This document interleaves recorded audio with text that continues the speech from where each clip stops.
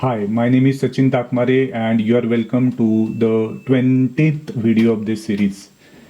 मागील व्हिडिओमध्ये आपण ट्रान्सफॉर्मर आर्किटेक्चर पाहिलं, encoder, decoder, parallel processing, positional encoding याबद्दल चर्चा केली. तेव्हा मी तुम्हाला ट्रान्सफॉर्मर आर्किटेक्चरच्या मर्यादा पण सांगितल्या. ट्रान्सफॉर्मरला ट्रेन करायला प्रचंड डेटा, प्रचंड पैसे आणि प्रचंड कम्प्युटिंग पॉवर लागते.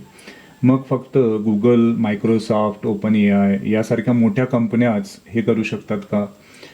तर एका सामान्य इंजिनियरला, एका छोट्या स्टार्टअपला किंवा एखाद्या विद्यार्थ्याला स्वतःचं मॉडेल बनवायचं असेल तर त्यानं काय करायचं? या प्रश्नाचं उत्तर रिसर्चर्सनी एका ऐतिहासिक रिसर्च पेपरमधून दिलं. त्याचं नाव आहे universal language model fine tuning for text classification. शॉर्टमध्ये याला ULM फिट असं म्हणतात. या एका पेपरने NLP नॅचरल लँग्वेज प्रोसेसिंगचा चेहराच बदलला. तर ते कसं हे आज आपण या व्हिडिओमध्ये पाहणार आहोत.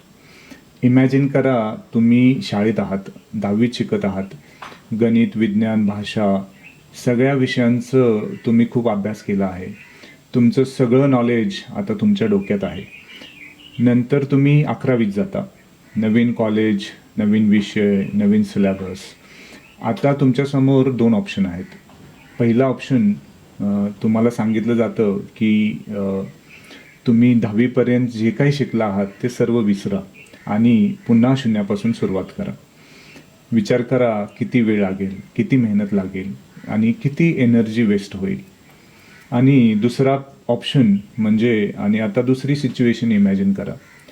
तुम्हाला सांगितलं जातं की तुम्ही आधी जे शिकलात त्याचा वापर करा आणि फक्त नवीन विषयासाठी थोडं बहुत ॲडजस्ट करा आणि पुढे शिका. आता काय होईल? शिकणे खूप सोपं होईल, वेळ वाचेल, मेहनत कमी होईल, एनर्जी वाया जाणार नाही व कॉन्फिडन्स वाढेल. एक्झॅक्टली हाच कन्सेप्ट आहे ट्रान्सफर लर्निंगचा. पण AIमध्ये ट्रान्सफर लर्निंग नवीन नव्हतं. कम्प्युटर व्हिजनमध्ये हे आधीपासून वापरलं जात होतं. इमेज नेटवर ट्रेन झालेलं मॉडेल घ्यायचं आणि नवीन टास्कसाठी फाईन ट्यून करायचं. हे आपण या सिरीजच्या CNN व्हिडिओमध्ये पाहिलं आहे. पण NLPमध्ये, नॅचरल लँग्वेज प्रोसेसिंगमध्ये हे का जमत नव्हतं? हे का शक्य नव्हतं? तर त्यामध्ये 3 मोठ्या अडचणी होत्या. पहिली म्हणजे भाषा. लँग्वेजेस खूप कॉम्प्लेक्स असतात. जसं एकाच शब्दाचे अनेक अर्थ संदर्भाप्रमाणे बदलतात. दुसरी गोष्ट म्हणजे NLPमध्ये प्रत्येक टास्क वेगळा असतो. जसं सेंटिमेंट ॲनालिसिस वेगळं, ट्रान्सलेशन वेगळं, समरायझेशन वेगळं. एकच मॉडेल सगळ्यावर काम करू शकत नाही.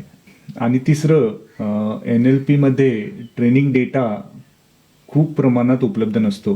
प्रत्येक स्पेसिफिक टास्कसाठी लेबल्ड डेटा मिळवणं खूप कठीण असतं. म्हणजे NLPमध्ये नवीन टास्कसाठी नवीन मॉडेल शून्यापासून ट्रेन करावं लागायचं. यासाठी प्रचंड वेळ, प्रचंड पैसा आणि खूप कम्प्युटिंग पॉवर, हार्डवेअर लागायचं. 2018 साली जर्नी हावर्ड आणि सेबॅस्टिन रूडर यांनी एक प्रश्न जगाला विचारला. भाषेचं सामान्य ज्ञान, जनरल नॉलेज अगोदर मॉडेलला शिकवता येईल का? आणि मग ते नॉलेज स्पेसिफिक टास्कसाठी वापरता येईल का? आणि त्यांनी उत्तर दिलं ULM फिट या पेपरच्या माध्यमातून. ULM फिट म्हणजे काय? मित्रांनो, ULM फिट समजण्यासाठी आपण एक उदाहरण घेऊया. इमॅजिन करा, एक MBBS डॉक्टर आहे. त्यांनी काही वर्ष जनरल मेडिसिन शिकले आहे व नंतर प्रॅक्टिस केलं आहे. शरीर कसं काम करतं, आजार कसे होतात, काय उपाय करावा लागतो, हे सगळं त्यांना माहिती आहे. आणि आता समजा त्यांना कार्डिओलॉजी स्पेशालिस्ट व्हायचं आहे. म्हणजे काय? Heart specialist. तर त्यांना शून्यापासून सुरुवात करावी लागेल का? नाही. त्यांचा जनरल मेडिसिनचा नॉलेजचा बेस आहे. त्यावर फक्त कार्डिओलॉजीचं स्पेसिफिक नॉलेज ॲड करायचं आहे. हे एखाद्याला शून्यापासून हार्ट स्पेशालिस्ट करण्यापेक्षा खूपच इझी आहे आणि कमी वेळात होऊ शकतं. हेच ULM फिट करतं. ULM फिटमध्ये 3 टप्पे आहेत. पहिला टप्पा म्हणजे general purpose language modelling, model pre training. पहिल्यांदा एक मॉडेल विकिपीडियासारख्या प्रचंड डेटावर ट्रेन करतात. हे म्हणजे डॉक्टरने पहिल्यांदा MBBS शिकण्यासारखं आहे. इथे मॉडेलला खूप मोठ्या अनलेबल्ड डेटावर ट्रेन केलं जातं. इथे मॉडेल शिकतं की लँग्वेज कशी काम करते. जसं शब्दांचे अर्थ, वाक्याची रचना, ग्रामर, विचारांचा क्रम, एका शब्दानंतर किंवा एका वाक्यानंतर पुढे काय येतं, भाषेचं सामान्य नियम, बेसिक रूल्स ऑफ लँग्वेज, हे सर्व काही इथे मॉडेल शिकतं. इथे मॉडेल कुठल्याही स्पेसिफिक टास्कसाठी नाही, तर ते फक्त भाषा समजण्यासाठी म्हणजे लँग्वेज अंडरस्टँडिंग हेच फक्त शिकतं. यालाच म्हणतात प्री ट्रेन्ड लँग्वेज मॉडेल. हे ट्रेनिंग एकदाच करायचं. एकदा ट्रेन झालं की हे मॉडेल सगळ्यांसाठी अवेलेबल आहे. तुम्हाला परत ट्रेन करायची गरज नाही. ULM फिटमध्ये दुसरा टप्पा आहे target task language model fine tuning. आता तुमच्याकडे स्पेसिफिक टास्क आहे. समजा मूव्ही रिव्ह्यूचं सेंटिमेंट ॲनालिसिस तुम्हाला करायचं आहे. तर आता प्री ट्रेन्ड मॉडेलला तुमच्या स्पेसिफिक डोमेनच्या टेक्स्टवर थोडं ॲडजस्ट करायचं. म्हणजे मूव्ही रिव्ह्यूचे पॅटर्न शिकवायचे. हे मागच्या एक्झाम्पलमधील डॉक्टरने कार्डिओलॉजीचं स्पेसिफिक सेक्शन घेण्यासारखं आहे. यासाठी पण आपल्याला लेबल्ड डेटा लागत नाही. फक्त तुमच्या डोमेनचा अनलेबल्ड डेटा पुरेसा होतो. इथे या मॉडेलला डोमेनच्या डेटावर फाईन ट्यून करावं लागतं. यात ULM फिटच्या रिसर्चर्सनी एक क्लेवर ट्रिक वापरली. डिस्क्रिमिनेटिव्ह फाईन ट्युनिंग आणि slanted triangular learning rates.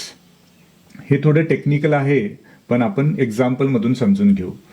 Imagine करा, तुम्ही एक नवीन गाणं शिकत आहात. सुरुवातीला तुम्ही खूप लक्षपूर्वक ऐकता, हळूहळू प्रॅक्टिस करता, गाण्यातील बारकावे समजून घेता आणि शेवटी कॉन्फिडन्सने परफॉर्म करता किंवा गाणं गाता. डायरेक्ट स्टेजवर जाऊन माईक हातात घेऊन फुल स्पीडने गायला सुरुवात करत नाही. जर तुम्ही डायरेक्ट गायला गेलात तर बऱ्याच मिस्टेक्स होऊ शकतात, बरोबर. स्लांटेड ट्रँग्युलर लर्निंग रेट म्हणजे नेमकं हेच आहे. मॉडेलला आधी हळूहळू शिकवलं जातं, मग वेग वाढवतं, मग हवं तसं स्पीड कमी जास्त करतं, जेणेकरून मिळवलेलं नॉलेज पुढे यूज करता येईल. आणि डिस्क्रिमिनेटिव्ह फाईन ट्युनिंग म्हणजे मॉडेलच्या वेगवेगळ्या लेयर्स वेगवेगळ्या स्पीडने अपडेट होतात.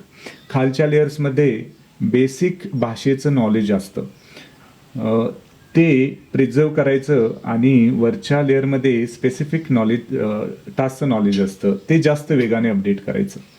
जसं मागच्या एक्झाम्पलमध्ये डॉक्टरने MBBSचं नॉलेज प्रिझर्व केलं आणि त्यावर कार्डिओलॉजीचं नॉलेज ॲड केलं. जुनं शिकलेलं विसरलं नाही. अगदी तसंच आता ULM फिटमध्ये तिसरा आणि शेवटचा टप्पा आहे target task classifier fine tuning. इथे मॉडेल आता स्पेसिफिक टास्कसाठी ट्रेन करायचं असतं. फॉर एक्झाम्पल पॉझिटिव्ह किंवा निगेटिव्ह सेंटिमेंट ओळखणे.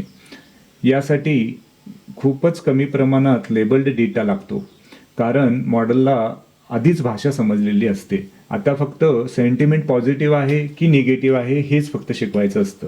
म्हणजे आपल्या स्पेसिफिक टास्कचा रिझल्ट द्यायला शिकवायचं असतं.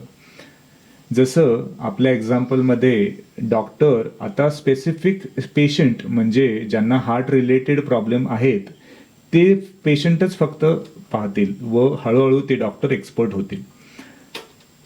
या पेपरमध्ये सगळ्यात जास्त रिव्होल्युशनरी गोष्ट काय असेल बरे, तर ती म्हणजे आपण मॉडेलला अनलेबल्ड डेटावर ट्रेन करू शकतो. म्हणजे इंटरनेटवर उपलब्ध असलेला प्रचंड डेटा आपण यामध्ये वापरू शकतो, ज्याला लेबल करण्याची गरज नाही.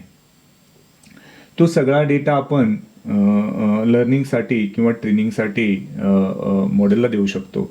आणि त्यानंतर अगदी थोडा म्हणजे खूपच कमी लेबल्ड डेटा वापरून मॉडेलला स्पेसिफिक टास्कसाठी फाईन ट्यून करता येऊ लागलं. म्हणजे कमी मेहनत, कमी खर्च, पण परफॉर्मन्स जबरदस्त. खरंच हे ए आय फील्डसाठी एखाद्या वरदानासारखंच होतं. कारण याआधी डेटा खूप होता, पण त्या डेटाला लेबल्स नव्हते आणि ULM फिटने या प्रॉब्लेमला सोल्युशन दिलं. मित्रांनो, ULM फिट पेपर आधी आणि नंतर NLPच्या जगात खूप फरक पडला. या पेपरच्या आधी प्रत्येक टास्कसाठी मॉडेल शून्यापासून ट्रेन करायला लागायचं. प्रचंड प्रमाणात लेबल्ड डेटा लागायचा. करोडो रुपये यामध्ये खर्च व्हायचे आणि यात बराच वेळ सुद्धा जायचा. फक्त मोठ्या कंपन्याच हे करू शकत होत्या. पण ULM फिट पेपर नंतर एकदा प्री ट्रेंड केलेलं मॉडेल सगळ्यांसाठी अवेलेबल झालं. नवीन टास्कसाठी खूप कमी लेबल्ड डेटा लागायचा आणि खूप कमी वेळ लागायचा. एक सामान्य स्टुडंट, एक छोटी कंपनी किंवा तुमच्या माझ्यासारखा कोणताही व्यक्ती स्वतःचं NLP मॉडेल बनवू शकत होता. टेक्स्ट क्लासिफिकेशनमध्ये state of the art result मिळू शकत होता. या पेपरने एक नवीन कन्सेप्ट, एक नवीन आयडिया या जगाला दिली. Pre train once and fine tune many times. एकदा शिकवा आणि वेगवेगळ्या कामांसाठी पुन्हा पुन्हा वापरा. जसं MBBS एकदाच शिकायचं, मग त्यानंतर तुम्ही कार्डिओलॉजी, न्यूरोलॉजी, डर्मेटॉलॉजी कोणतंही स्पेशलायझेशन तुम्हाला करायचं असेल तर तुम्ही करू शकता. आणि मित्रांनो, तुम्हाला इथे अजून खूप महत्त्वाची गोष्ट सांगायची आहे. ULM फिटमध्ये जे आर्किटेक्चर वापरलं गेलं ते AWD LSTM हे होतं. म्हणजे इथे अटेन्शन मेकॅनिझम वापरलं गेलं नव्हतं. ना की आतापर्यंत सर्वात बेस्ट ट्रान्सफॉर्मर आर्किटेक्चर सुद्धा इथे वापरलं गेलं नव्हतं. तरीही ट्रान्सफर लर्निंगमुळे NLP मध्ये इतकी मोठी क्रांती घडली. तर असं का बरं झालं असेल? 2017-2018 हा काळ AI साठी खूप महत्त्वाचा होता. एका बाजूला अटेन्शन आणि ट्रान्सफॉर्मर सारखं बेस्ट आर्किटेक्चर तयार होत होतं आणि दुसऱ्या बाजूला NLP मध्ये ट्रान्सफर लर्निंग सारखी ही टेक्नॉलॉजी डेव्हलप होत होती. हे दोन्ही आयडिया जवळपास एकाच वेळी डेव्हलप होत होते. त्यामुळे त्यावेळेला या रिसर्चर्सकडे एक दुसऱ्याच्या रिसर्चबद्दल कदाचित माहिती नसावी. म्हणूनच कदाचित ULM फिटमध्ये ट्रान्सफॉर्मर आर्किटेक्चर वापरलं गेलं नसेल.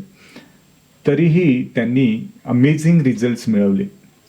यानंतर आता तुम्ही एकदा इमॅजिन करा, जर ट्रान्सफर लर्निंगमध्ये ट्रान्सफॉर्मर वापरले तर काय होईल? आणि मित्रांनो, आज आपण जे बघतो आहोत, transformer plus transfer learning is equal to modern AI systems tools, जसं की ChatGPT आणि यासारखे बरेच ॲप्लिकेशन्स. ULM फिटने दाखवलं ट्रान्सफर लर्निंग किती पॉवरफुल आहे आणि ट्रान्सफॉर्मरच्या माध्यमातून आजपर्यंतचं सर्वात बेस्ट आर्किटेक्चर आपल्याला मिळालं. आणि या दोन्हींच्या कॉम्बिनेशनमधून जन्माला आले BERT आणि GPT सारखे सुपर हिरो मॉडेल्स आणि तयार झालं आजचं AIचं पॉवरफुल जग. तर या व्हिडिओमध्ये आपण पाहिलं की ULM फिट म्हणजे काय, त्यानं ट्रान्सफर लर्निंग NLP मध्ये कसं आणलं. यानंतर आता सर्वात इंटरेस्टिंग पार्ट तो म्हणजे BERT आणि GPT हे सुपर हिरो मॉडेल्स. BERT म्हणजे काय, GPT म्हणजे काय, या दोघांमध्ये काय फरक आहे आणि ChatGPT नक्की कुठून आला, फाउंडेशनल मॉडेल्स म्हणजे काय, लार्ज लँग्वेज मॉडेल्स म्हणजेच LLMs म्हणजे काय, हे सर्व आपण पाहणार आहोत आपल्या पुढच्या व्हिडिओमध्ये, जिथं आपला न्यूरॉन्स टू ChatGPT हा प्रवास अगदी शेवटाकडे येईल.